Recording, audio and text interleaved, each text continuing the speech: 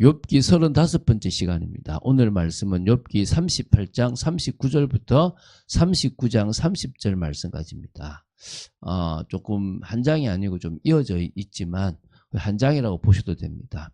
38장 39절부터 41절 말씀까지 합독하고 욥기 38장 39절 뒷부분부터 39장 전체를 보도록 하겠습니다. 그러면 욥기 38장 39절부터 41절 말씀을 한 목소리를 합독하겠습니다.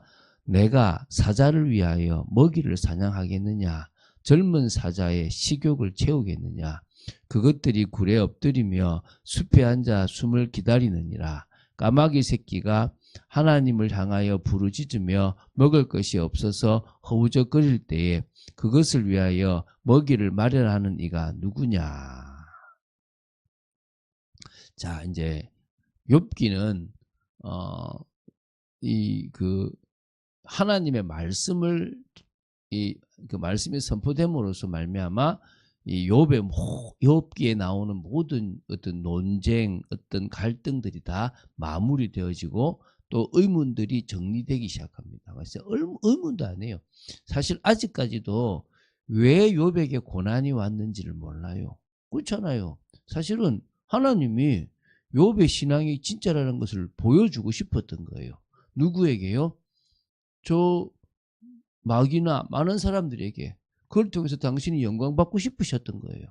그 욥의 신앙이 정말 돈 때문이 아니고 하나님 앞에 진정한 신앙이라는 것을 하나님은 세상 사람들에게 보여주고 싶었습니다. 그러니까 욥에게 고난이 오고 정말 위기가 와도 욥이 변하지 않는 모습들이 보여진 것 아니겠습니까? 그렇죠? 자, 그 중에서 이제 욥기 38장 1절부터 42장 6절까지가 바로 하나님께서 하신 말씀입니다. 그래서 이 부분이 이제 절정에 해당하는 부분이고요. 하나님께서 당신의 절대적인 주권을 가지고 계시다라고 하는 부분을 선언하신 거죠. 이제 욥기 38장 4절부터 정확하게 39장 30절까지가 이제 하나님께서 질문 형식으로 욥과 친구들에게 말씀하신 부분이에요. 누가 했느냐, 어쨌느냐 자꾸 물어보잖아요. 그래서 천지 창조의 신비와 우주 만물에 대한 하나님의 통치와 섭리를 강조한 부분인데요. 그래서 그것을 이제 강조하면서 하나님의 절대 주권자고 인간은 한계를 드러낼 수밖에 없다라는 사실을 이렇게 알려주신 겁니다. 자, 그러면은 좀 더 구체적으로 본다면요. 38장 4절부터 21절까지가 천지 창조와 우주 통치의 신비를 강조한 부분이고요. 38장 22절부터 38절까지가 천체와 기상을 주관하시는 하나님의 크신 능력을 강조했고요. 이제 오늘 보게 될 내용이 이 하나님께서 강조하시는 부분의 끝부분인데 38장 39절부터 39장 30절까지인데 각 동물들의 생태와 이를 돌보시는 하나님의 섭리를 강조하시는 겁니다. 각 동물을 특징 있게 만들었어요. 진화라는 그 어떤 변화가 없었지는 않았다고 저도 봐요. 그러나 아무것도 없는 가운데 이 아메바가 생기고 이게 우연히 뭐가 됐다고요? 이 모든 동물이 되었다고 하는 것은 말도 안 된다는 거예요. 하나님은 이 세상을 창조하셨습니다. 그런데 이게 섭리 속에서 스스로가 되게끔도 만들어 놓고 변화가 일어나게끔도 만들어 놓고 그 종들을 다 끄집어내신 것도 하나님이시라는 거예요.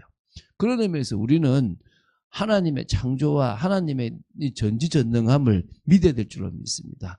진화의 증거가 많다고 해서 그 진화가 종의 진화가 있었다라고 말할 수는 없다는 것을 우리는 기억해야 될 줄로 믿습니다.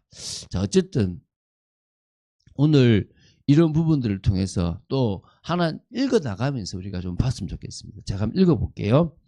아까 읽었죠. 내가 사자를 위하여 먹이를 사냥하겠느냐.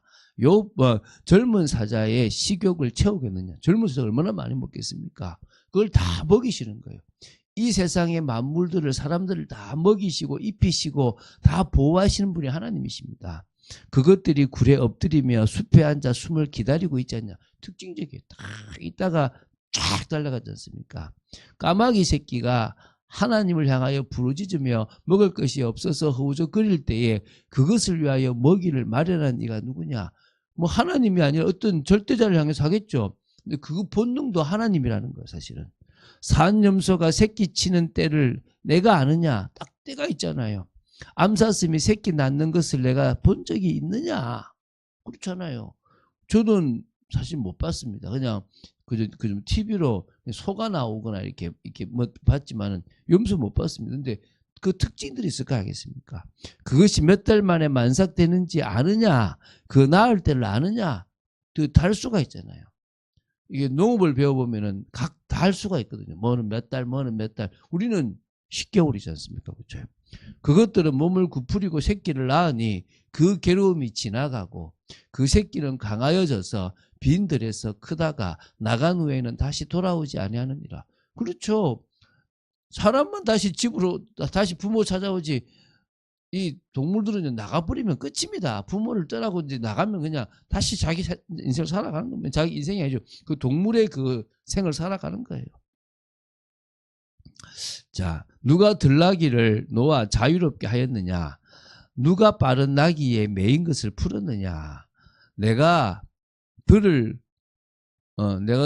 내가 들을 그들의 집으로 소금 땅을 그것이 사는 처소로 삼았느니라. 그러니까 들에는 물에는 산에는 또 저 하늘에는 다 동물들이 살게끔 땅도 다 동물들이 살게끔 만들었다는 거예요. 다 다르다는 겁니다. 들나귀는 성읍에서 짖거리는 소리를 비웃나니 나귀 치는 사람이 지르는 소리는 그것에게 들리지 아니하며 그렇잖아요. 막 안 들리는 겁니다. 초장 언덕으로 두루 다니며 여러 가지 푸른 풀을 찾느니라. 이게 그 당시에로는요 이런 것들을 다 모를 정도입니다. 지금은 뭐 우리가 뭐 백과사전 같은 것들이 있다 보니까 이런 부분들을 또 박사님들은 잘 알고 있지 않습니까? 들소가 어찌 가까이 너를 위하여 일하겠으며, 그러니까 일소가 있고 들소가 있잖아요. 집에 있는 소는 일소죠, 그죠? 들소가 있을 거 아닙니까, 그죠? 내 외양간에 머물겠느냐? 들소는 안 그렇습니다. 돌아다니면 야생적인 거죠. 내가 능히 줄로 매어 들소가 일항을 갈게 하겠느냐? 그것이 어찌 골짜기에서 너를 따라 썰애를 끌겠느냐? 그 당시에도 사람이 키우는 가축이 있고 바깥에 있는 그런 동물들이 있다는 거예요. 그죠? 구분이 되었다는 거예요. 그것이 힘이 세다고 내가 그것을 의지하겠느냐?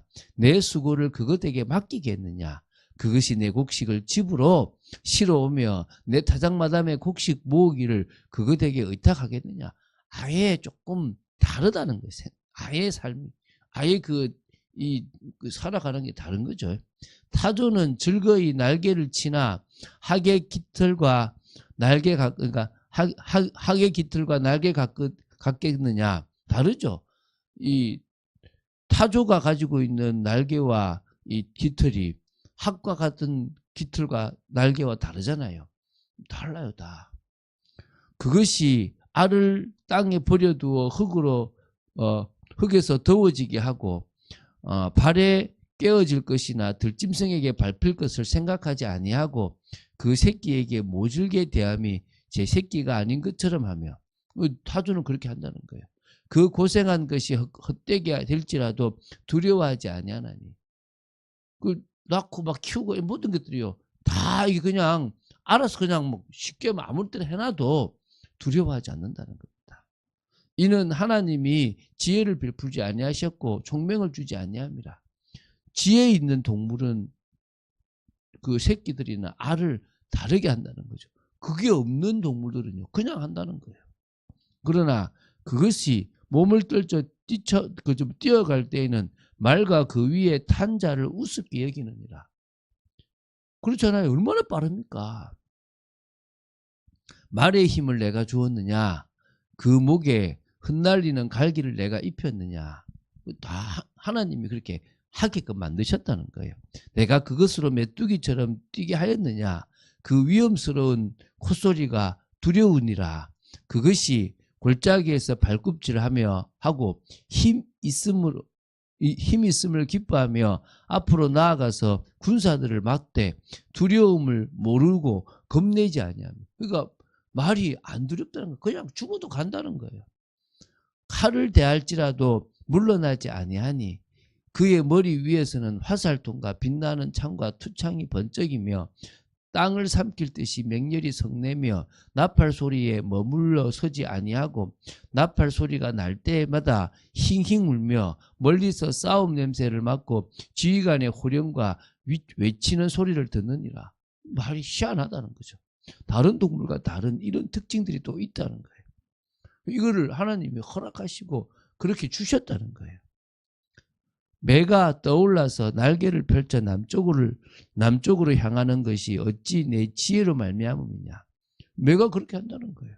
독수리가 공중에 떠서 높은 곳에 보금자리를 만드는 것이 어찌 내 명령을 따름이냐. 하나님이 그렇게 하셨다는 거예요. 그것이 낭떠러지에 집을 지으며 뾰족한 바위 끝이나 흠준한 데 살며 거기서 먹이를 살피나니 그 눈이 멀리 봄이며 그 새끼들도 피를 빠나니 시체가 있는 곳에는 독수리가 있느니라. 우리 이번에 메시지 때 봤죠? 죽음이 있는 곳에 독수리가 있다고. 이렇게. 이게 지금요, 하나님이 다 그렇게 다 계획하셨고 또 다 만드셔서 다 섭리하시고 계시니까 이렇게 되어지는 겁니다.